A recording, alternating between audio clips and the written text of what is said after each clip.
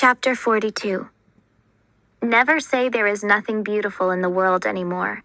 There is always something to make you wonder.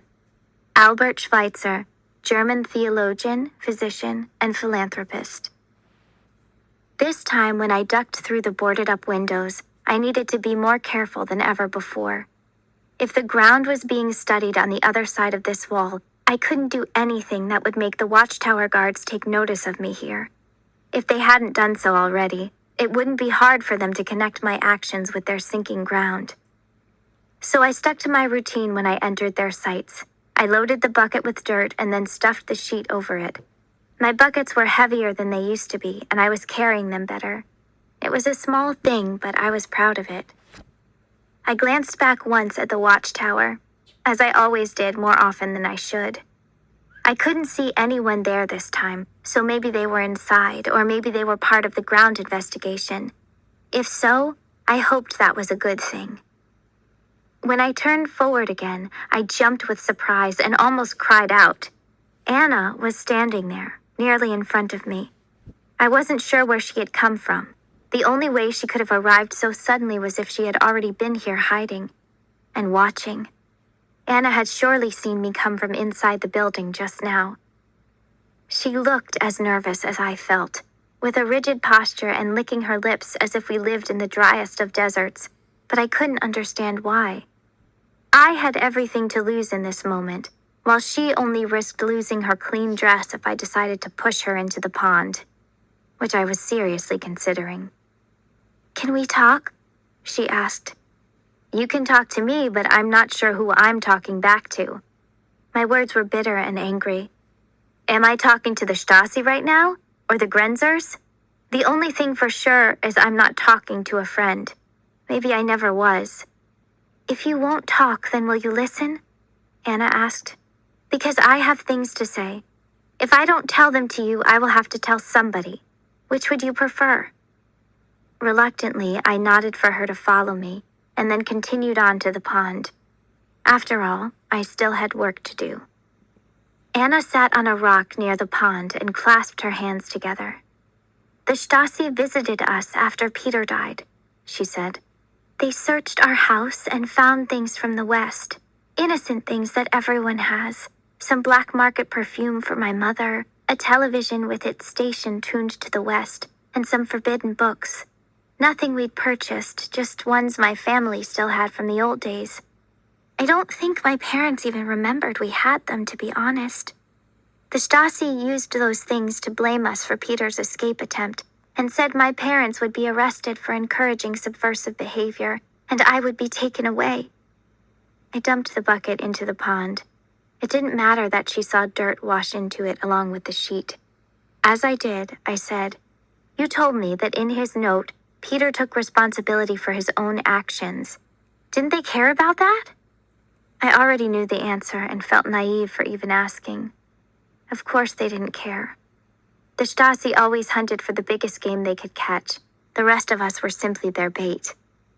"We begged them for mercy," Anna said. "We promised if they let us go, we'd do anything they wanted." "How could you make a promise like that?" "What choice did we have? Goethe, tell me honestly, wouldn't you have done the same thing to save your family?" Maybe, probably. Of course I would have, but there was another part to her story, the part I wasn't sure I could stomach. "The Stasi offered us a trade," she said. "For the right kind of information, they would erase any files on our family, give us a fresh start. We agreed. We had no choice but to agree.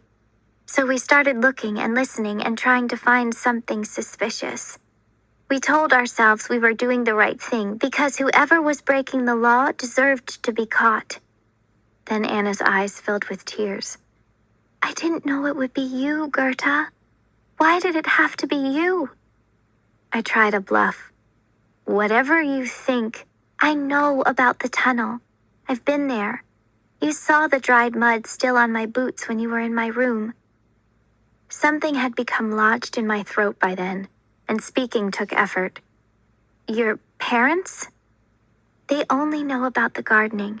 They think you're terrible at it." "But you've told the Stasi?" Not yet. My parents haven't learned anything useful on their own, and so we keep delaying. But the Stasi are getting impatient. They want names. They want arrests. I've already lost my brother. If I don't say something soon, I'll lose my parents too. So you'll sacrifice my family to save yours? My tone was icy, even though it shouldn't have been. I was no saint and couldn't pretend my choices would be any nobler if I were in her situation. And she was right. Her family was innocent of any crimes against the state. Mine was not. But Anna shook her head. Gerta, to save my parents, I am going to tell the Stasi. Tomorrow. I need you to be gone tonight. My heart pounded with the impossibility of that. The tunnel isn't finished yet. But Anna replied, I gave you as much time as I could. Don't you see that all this time I've been trying to protect you? I could have run to them a month ago with my suspicions, but I didn't. I wanted you to give up this crazy plan or turn yourself in and beg for mercy. What do you suppose the Stasi will say when they realize how long I waited to tell them? I'm already going to be in trouble. I didn't want Anna in any trouble, and the thought of her facing consequences for my crime made me cringe. I never thought about that, I said. Anna, if you're in danger, just go, but do it today. Be free, Gerta, the way you want to be free. Come with us, I said. Be free with us. My family would never leave, she said. They wouldn't dare, not after the way Peter died. Tell them it's what Peter would have wanted. I took her hand and gave it a squeeze. In his honor, you should live the life he wanted to have. But Anna pulled her hand free. Even behind a wall, this is our home. And the wall can't last forever. It will come down one day, and then I want you to be the first to greet me. I'll be there, I promised her. And every day until then, I will miss you. Hot tears filled my eyes. You are my friend, Anna. I always was, she said, and always will be. I wanted to hug her goodbye, but she refused it. At first, I thought that was because of how dirty I was, but then she cast an eye toward the watchtowers and said, We don't say goodbye when they're watching. We only say, see you soon. So I waved at her as she walked away, but instead of a farewell, I said, Ask yourself why Peter left. Please, Anna, promise me that you will find that answer. She didn't respond or turn around. As she faded into the alley, I wasn't even sure that she had heard me at all. Back in the tunnel, I told Fritz and Dominic about my encounter with Anna. Dominic had plenty to say about her decision to talk to the Stasi tomorrow, but he didn't understand the intimidation of the secret police, not like Fritz, who merely nodded and said we would find a way out in time. After Fritz mortared the brick we had already brought down, there wasn't much more we could do from our end. It would be several hours before the mortar was dry enough to lift overhead. I offered to dig, just a little, but Dominic said Papa had insisted we not weaken the wall. Neither of us wanted to go home either. Mama must have been pacing the floor to wonder how things were going here, but I hoped she'd know bad news would carry to her. If there was no news, it meant things were still okay. Dominic spent some of our wait telling us about his life in the West. Things between our two countries are much more tense than you probably hear about, he said. They call it a Cold War between East and West. Nobody is firing shots, but each side wants to make the other believe they're ready for World War III if necessary. We get some news reports, Fritz said. We know about the Cold War. Dominic chuckled. Yeah, but until you see it from this side of the wall, you can't appreciate how much of the battle is about show. Berlin is like this microscope for the rest of the world, because anyone can look at the two halves of the city and so easily compare our lives. Papa says both sides are like two insecure men on a beach, flexing their muscles to prove who's strongest. I smiled and asked, Who is the strongest then? Dominic paused. It's hard to say at this point. School is harder in the East, and the communist newspapers always show lots of happy crowds. If you only read their papers, your lives look really good. But I stand on the platforms to see into the east and then turn back to the west and think, where do I want to live? There's nothing that would take me back there again. We have more things here, and fancier buildings, and music that will knock your socks off. But the difference isn't about any of that. It's just the wall, I whispered. If our lives are so good, we wouldn't need the wall. Yeah. Fritz tapped my shoulder. Go get Mama. We're leaving tonight. I sat up. Really?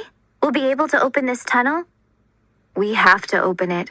Even if we have to run for our lives as the tunnel collapses behind us, we're going to open it tonight. Fritz turned to where Dominic would be.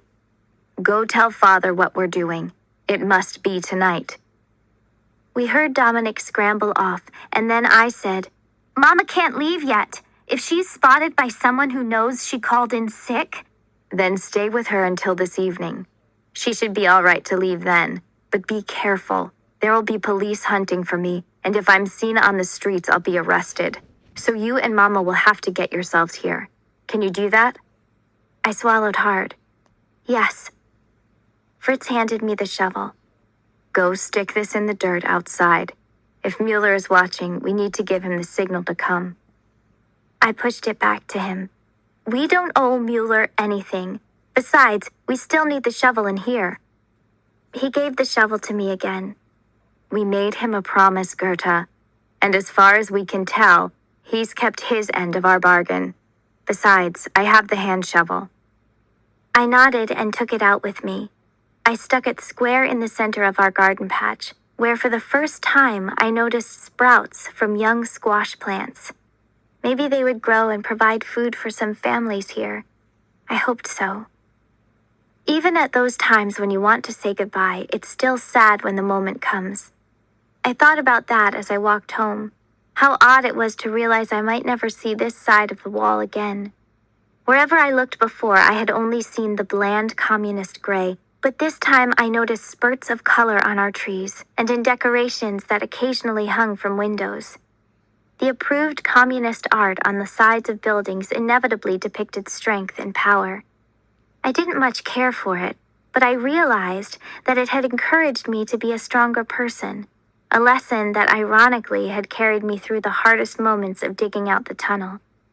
I was proud of the person I had become over the last month and all that I had withstood, and no matter where I went in the future, a part of me would always belong to the East. Mama clutched at me when I came home, but said nothing. I had already planned out the words I would say to her, something to make our situation clear without betraying us. Are you feeling better? I asked. Because Fritz is definitely joining the military tonight, and he wants us there to see him off. She smiled with tears in her eyes and then hugged me tight. Just a few more hours to wait, and we would be gone.